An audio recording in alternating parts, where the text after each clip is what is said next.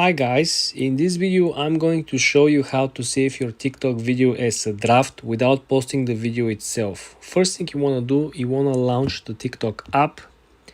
Then you want to click on the lower right corner where is your profile picture. Then you want to click on the plus sign on the lower settings bar. And let's together select something that we want to post. Let's pick this one over here. Now we already created something that we want to upload, right? The main scoop over here is that you want to proceed after you've done all the editings, all the filters, all the templates, you adjusted the captions, the voiceovers, right? You move to the next step. Very important over here, you can actually finish the whole post right before the completion. You can actually save it as a draft. Let's pretend this is the post we want to do. You finish with all the hashtags, right? Whatever. And then we move over here. We include the location. But then we decide, okay, that's the post is not complete. We're waiting for something. Maybe our viewers are not online. How are we going to save it? You're going to click on the lower left side where it says drafts.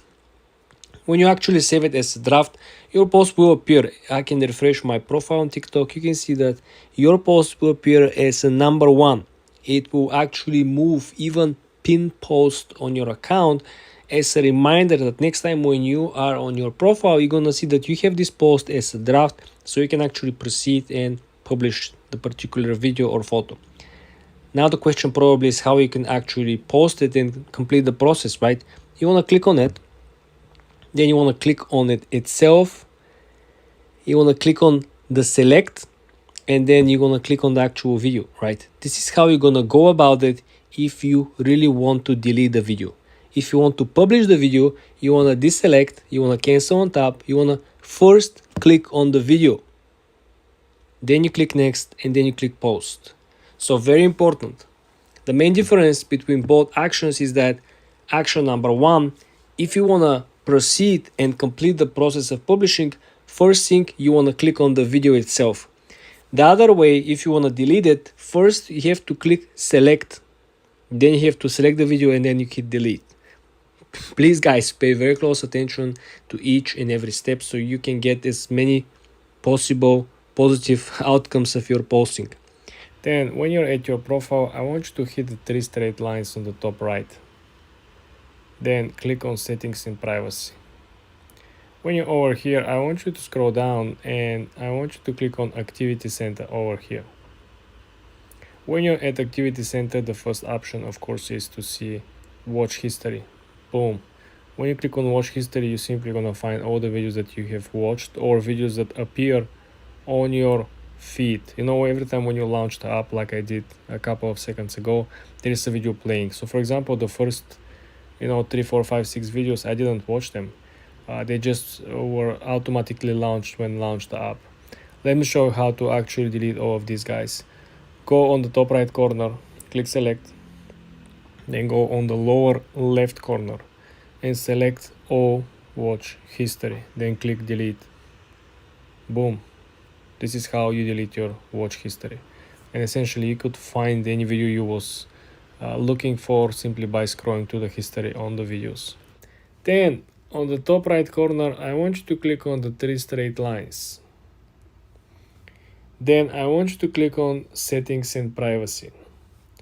The secret of success, it's right around the corner, guys. Click on privacy. Then as you can see, we have an option over here that is called private account. If this was on, like for example, now my account is private, right? So if you go over here, boom, on the top of my channel, it says private account. Now let's make this account not private. Go back to the same option, click on privacy, and then click back. This is what is going to change. Anyone can see my content, anyone can view, comment on my public post, anyone can download my videos, anyone can duet my videos, and anyone could stitch their comment to my videos as well. You want to scroll through your feed. Let's say we want to download this video, right? You want to click on the arrow over here under the comment section. You get three menus popping out. You see 1, 2, 3. You want to click on the second one over here and you want to click on the blue icon, copy link. Okay. Then I want you to head on Google Chrome and I want you to look for this app over here. It's called Snaptic. Snaptic will offer you downloading videos for free without watermark. You want to click on Snaptic. You want to hit this search box, right? And I want you to paste the link that we just copied. Then I want to hit paste. Then you click download. As you can see, the app processed very fast the actual video, and you have two options over here to download in different qualities. I just want to give you a quick heads up. Be very careful where you're clicking, okay? Make sure that you click on the right button over here. But this is how you download for free videos from TikTok without watermark. Let's say I'm going to go on GitHub, okay? And I'm going to search up Maze C++. Let's just search that up. And I'm going to write Maze C++. And once you write that, look at this. You can start getting maze generators. Let's say we have this maze generator and this person created it in C++, right?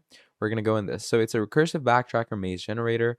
And this person has, explained it. So this is the maze generator. You're going to write that and look at that. It's going to generate a whole maze that you can work in. You can walk through it. You get the dependency. You get the compiling. It gives you the whole code over here as well with the files. So, you can actually get the whole code by copying it and installing it. You can go to the actual file to get the code for yourself as well. And that is what GitHub mainly is for. So upload code, get code, and just talk with other people regarding coding. And that is basically about it. So that's GitHub. Thank you for watching, and I'll see all of you next time. Goodbye. Trello tutorial, how to use Trello. Hello everyone, welcome back to another video. I hope you all are doing great and are having an amazing day. In this video, I'm going to be quickly showing you on how you can use Trello for yourself in the easiest and most simplest ways possible. So to do this, what you're going to do is, first of all, you're going to come to Trello.com, create an account. Now, to use Trello, what you're going to do is you're going to click on Create, and you can actually create a board. So you're going to click on Create a Board, and once you click on Create a Board, you're going to enter any board title for yourself and get that board up and running. Now, once you get that board up and running, so let's say I've created this board for myself, right?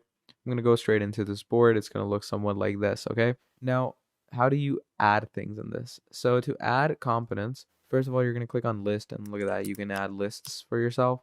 So, it's pretty easy to add lists. Then in the lists, you can add cards and just keep on adding more cards. And to edit those cards, you're going to click on them, and you can change their descriptions.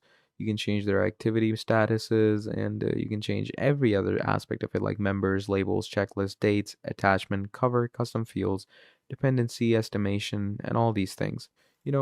Pretty straightforward and pretty easy stuff to get your head around. And that is how you're going to use Trello. So thank you for watching, and I'll see all of you next time. Goodbye. MailChimp tutorial. Hello everyone, welcome back to another video. In this video, we're going to be talking about MailChimp and how you can use this absolutely incredible software, okay? So to start off with MailChimp, what you are going to want to be doing is obviously you're going to, sign up with an account. Now, what is MailChimp used for? MailChimp, in my opinion, is best for any type of email marketing that you want to, do for yourself. It's great for any type of, sales CRM. It's great for lead generation. It's good for your sales. It's good for getting your company up and running. And the best part about this is that it actually has a free platform to sign in with. So you can sign up with it pretty easily. Okay, just go into sign up for free. Now, once you go into sign up for free, it takes you into the actual sign up gig where, add your very own business email that you want to sign up with MailChimp. Let's say I'm going to add that. Then you have, your username, and then you can add your very own password as well. Okay. After adding your password, you're going to verify everything. And once you verify everything, from there, it's going to take you into the actual, you could say, work ethic and work section of MailChimp. And that's basically how you're going to get started with it. Now, when it comes to using MailChimp, you are going to want to make sure to get a hold of a lot of, you could say, generative assistance. You can convert with email automations, create faster with generative AI, refine with segmentation, optimize with analytical things and support. You can get started easily with a personalized product tour. Okay, they give you a proper product tour, and you can see you can create actual custom journeys with automations. You can discover new ways to automate for yourself, keep your emails relevant and brand growing. And the thing is that the campaigning gives you a lot of great templates to work with, which is also pretty incredible. And you can add as many leads as you want, get as many contacts, as many customers, and as many users you want in this. Okay. And that gives you a really good general idea of how you're going to work with this. That's pretty much about it. Thank you for watching, and I'll see all of you in the next video. Goodbye. Miro tutorial for beginners. Hello everyone. In this video, I'm going to be quickly showing you Miro and how you can use this absolutely incredible software for yourself. Okay. So Miro is basically, as it says, a visual workspace for innovation. So Miro allows you to create these different charts. It allows you to create these different types of boards. Okay. And in those boards, you can use different elements like shapes, sticky notes, and all these other things to create a good workspace. And you can also use different boards like Kanban boards and all. And the best part about this is that you can make a whole funnel, a sales flow, and like a whole lot of other things to work with. So I would definitely urge users out there to use this software because it's absolutely incredible to get a good idea of this. And it has a lot of integrations to work with as well. So definitely go ahead with this. And I'm also going to discuss the pricings. Now, Miro also gives you things like product management, engineering. It's for IT teams, UX and design, consultation and agencies. And there's a lot of great technical diagramming, whiteboarding, wireframing, mind mapping, retrospectives, scale product planning, and process mapping. So there's a lot of great things to take from Miro. And definitely all of you users out there should use this for yourself. It's the amazing and the most greatest thing to get for yourself.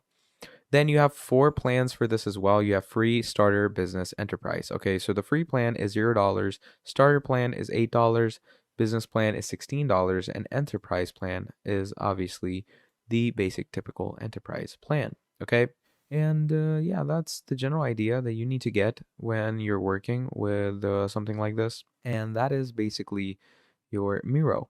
So thank you for watching all the way till the end, and I'll see all of you next time. Goodbye. Slack tutorial. Hello everyone, welcome back to another video. In this video, I'm going to be talking to you about Slack and how you can use this absolutely amazing application for yourself to, do your actual workspace editing in, to manage your products, manage your tasks, and keep your team up and running. So this is Slack basically, okay? So in Slack, you're going to make a workspace. So as you can see, I'm in this workspace right now. Now in this workspace, we have channels. Okay, you create channels for yourself, and you can create more channels by clicking on create a channel and, add any type of channel you want to. And if you want any assistance, you can do that as well. But as you can see, I have all these channels. So links, team chat, you have work and all these things. So let's say in team chat, I want to, I'm going to write something like, hi guys. And then you can actually, do an at and, message everyone. So it's pretty easy. It's pretty simple. And it's really nice to get a basic idea of how you're going to work with Slack. So just create channels, and in those channels, you're going to start working. Now, if you want to invite people to your workspace, what you are going to want to be doing is you're going to go to your workspace over here. Now, whoever has control of the workspace, what you can do is you can start adding people into a certain chat. So you're going to click on add coworkers, enter their name or email, and just send them an invite, and that should be it. So that's basically the idea of Slack. Thank you for watching, and I'll see all of you next time. Goodbye. Smartsheet tutorial. Hello everyone, welcome back to another video. I hope you all are doing great and are having an amazing day. In this video, I'm going to be talking about Smartsheet and how you can use this absolutely incredible software. Okay, so Smartsheet is basically a flexible solution for your work. Now, it's very similar to products like ClickUp, Monday.com, Asana, Trello.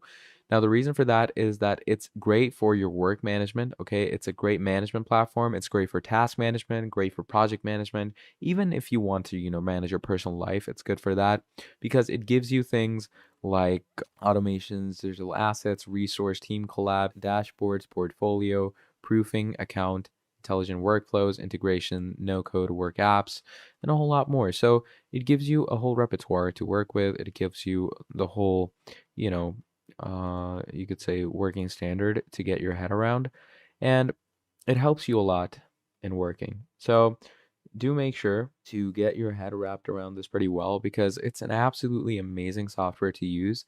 And I would urge all you users out there to get a good grasp of this, to get a good idea of this, because like products like Smartsheet will help you tons. Okay.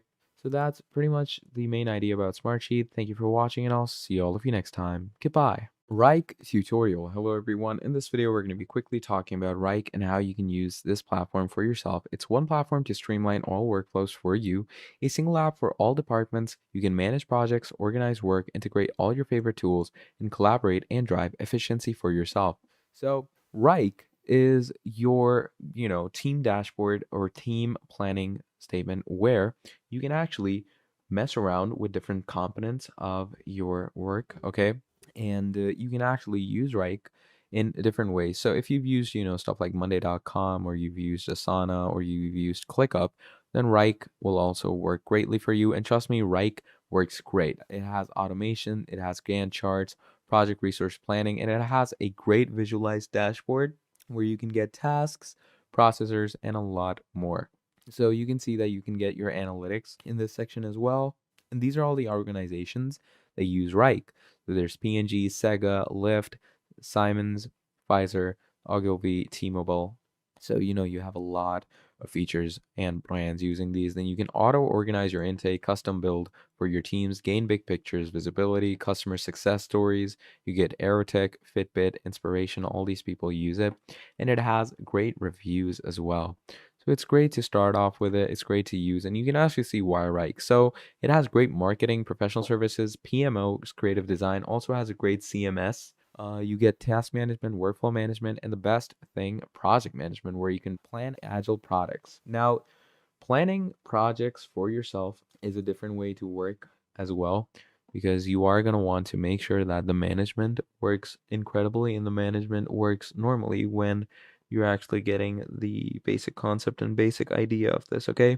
So that's pretty much about it when it comes to Wrike. So thank you for watching, and I'll see all of you next time. Goodbye.